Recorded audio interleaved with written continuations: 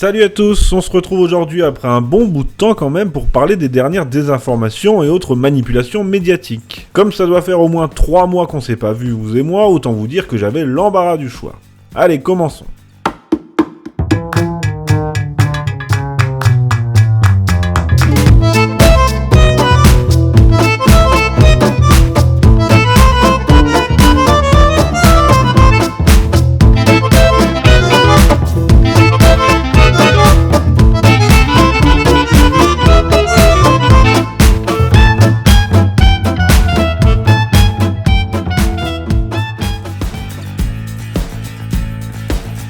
Vous savez, nos journalistes en France se prennent de passion pour l'élection américaine. Vous comprenez, ça fait brancher, ça fait reporter international, enfin voilà, c'est bobo en raffole. Parmi eux, il y en a un qui, sur son compte Twitter, se définit comme l'ami des peuples. Déjà, ça commence bien. Je veux parler de Guillaume Ada, grand reporter à Canal+. Ami des peuples, peut-être, mais alors de tous, sauf du peuple français, vu la chaîne à laquelle il collabore. Enfin bref. Le 24 février, il publiait sur son compte Twitter 2 photos censées être compromettantes pour Donald Trump, candidat à l'investiture républicaine que les médias adorent diaboliser. Une sorte de Le Pen à frange, quoi. Alors le tweet de Monsieur Oda a été supprimé depuis, vous allez comprendre pourquoi, mais voilà ce qu'il disait. Dans le Nevada, certains partisans de Trump, ambiance Heil Trump et KKK, avec la mention True Story. Sur les 2 images de la publication, on voit une jeune femme décrite comme faisant le salut nazi et des militants du Ku Klux Klan favorables à Trump. Bon, à première vue, ça peut être compromettant. Mais bien que le reporter nous assure qu'il s'agit d'une True Story, un mot branché pour dire que l'info est sûre, quoi, on va fouiller un peu quand même. Alors, la première photographie, elle a été prise par Tim Mack, correspondant du Daily Beast. C'est lui qui prétend que la jeune femme aurait lancé un Heil Trump au moment du cliché. Bon, pourquoi pas, mais ça repose sur le seul témoignage de ce journaliste. Celle-ci aurait très bien pu être en train de danser sur du Maître Gims, par exemple. Bon, on peut tout envisager, On est déjà loin de la true story de Monsieur Oda, mais admettons. Concernant la deuxième photo, en revanche, c'est une autre histoire. Elle a été publiée par Crystal Hearst, qui n'est autre qu'une militante chrétienne proche de Ted Cruz, rivale de Donald Trump à l'investiture républicaine. Donc ok, source douteuse. Mais encore une fois, admettons. Vous remarquez rien sur cette photo ? Regardez, les mains, elles sont noires. Voici d'ailleurs une autre photo du même genre qui avait été publiée quelques semaines plus tôt. Bon là c'est clair, non ? En réalité, il s'agit de militants anti-Trump qui dénoncent les liens supposés du candidat avec l'organisation suprémaciste. Et d'ailleurs, Crystal Machin a elle-même reconnu son erreur le jour même de la publication de son tweet. Sauf que Guillaume Oda, lui, journaliste de Canal+ oblige, quand il a vu ça, il a sauté sur l'information sans prendre la peine de vérifier. Bon, vous allez me dire, tout le monde fait des erreurs. Bah oui, mais quand on n'est pas sûr, on met pas la mention True Story dans la marge pour faire le kéké. Voilà, sujet suivant.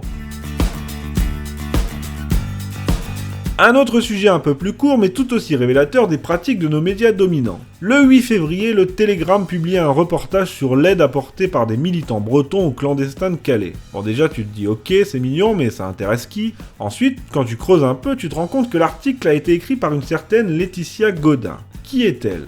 Après un détour sur Google et sur son profil Facebook, on se rend compte qu'il ne s'agit en rien d'un témoin objectif, c'est le moins qu'on puisse dire. Comme elle le rapporte elle-même, elle participe à des collectes en Bretagne pour les migrants et elle apporte régulièrement son soutien à Calais. Alors j'ai continué mes recherches et suis tombé sur un autre article du Télégramme où Miss Godin était interrogée. Dans celui-ci, elle explique qu'elle les appelle tous, les migrants donc, réfugiés, car on ne part jamais de son pays par désir. En revanche, on laisse sa femme et ses enfants là-bas, on est d'accord. Dans cet article, on trouve aussi la confirmation de son engagement militant en faveur des réfugiés. Figurez-vous qu'après avoir été choquée par la situation à Calais, celle-ci s'est mise à collecter des paires de chaussures auprès de son entourage pour les amener là-bas. Plus loin, elle s'interroge. Pourquoi est-ce si compliqué de tendre les bras à des gens qui fuient leur pays, alors que nous avons la chance d'être dans un pays en paix ? Bah oui, c'est vrai ça, pourquoi les femmes de Cologne ont-elles refusé de tendre les bras aux clandestins qui venaient les violer ? Faudra leur demander, tiens. En tout cas, bravo l'objectivité. Ah, j'oubliais presque. Là, on vient de parler de l'auteur de l'article du Télégramme, mais sachez que l'auteur de la photo qui illustre l'article n'est pas mieux non plus. Il s'agit de Yann Lévy, photographe et surtout militant antifasciste proche du site La Horde. Voilà. Une bonne petite publicité voilée, sans jeu de mots, pour le Telegram qui renvoie à la fin de son article vers le site de l'association Utopia 56 qui vient en aide aux clandestins. Sans doute une association proche de Madame Laetitia Godin d'ailleurs. Et tout ça, bien sûr, le lecteur innocent n'en est pas informé, évidemment. On termine en disant un mot sur la campagne du gouvernement pour lutter contre le racisme. Vous savez, ces spots de pub à 3 millions d'euros où on voit des méchants skins taper sur des gentils noirs et des gentils musulmans dans les rues. Oui, 3 millions d'euros, vous avez bien entendu, ça devait sûrement être le prix des effets spéciaux d'ailleurs qu'il aura fallu mettre en place pour recréer ce genre de situation, parce que des ratonnades de musulmans par des vilains blancs, ça court pas les rues, autant vous le dire. Enfin bref, rapidement, les internautes ont remarqué non seulement que cette campagne était grotesque, mais surtout qu'elle omettait totalement le racisme anti-blanc. Bah oui, le racisme anti-blanc ou anti-français, il n'existe pas. Allez voir Gare du Nord par exemple, au hasard, et vous pourrez constater vous-même les hordes de skins qui terrorisent les passants. Donc, comme la toile commençait à dénoncer cet oubli prémédité, il fallait bien que des chiens de garde viennent au secours du gouvernement. Cette fois, c'est BuzzFeed qui a répondu présent. Vous savez, ce site totalement débile qui fait perdre leur temps à des milliers d'internautes, qui l'ont bien cherché d'ailleurs. Eh bien, BuzzFeed est allé interroger un expert, comme on dit, Christine Hamel, pour nous expliquer que non, ce racisme-là n'est pas du racisme, justement. Eh oui, pour cette chercheuse à l'INED, chercheuse de quoi ? On cherche quoi ? Qu'est-ce qu'on cherche ? On cherche sa mère, c'est ça qu'on cherche. Il suffit de vous renseigner, Christine Hamel, chercheuse en racisme, genre, sexualité, VIH et même descendant de migrants du Maghreb. Voilà, comme ça c'est signé, c'est pas orienté du tout. Donc cette chercheuse nous explique très sérieusement que, je cite, « Les pauvres qui détestent les riches, ce n'est pas la même chose que les riches qui détestent les pauvres. » Autrement dit, le racisme anti-blanc n'est au final qu'un racisme de ressentiment après des siècles d'esclavage, de domination et de colonisation. En somme, c'est un racisme bien mérité.